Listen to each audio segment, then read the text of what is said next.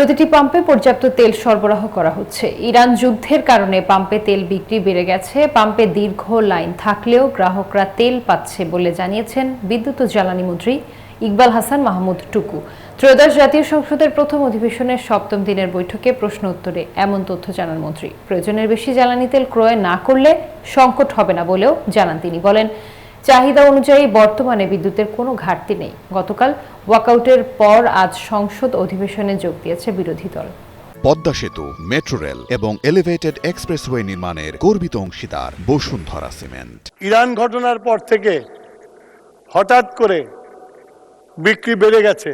যে পেট্রোল পাম্পে যে পরিমাণে তেল দিতাম একদিন দেড় দিন লাগতো বিক্রি করতে, এখন 2 ঘন্টায় শেষ হয়ে যায়।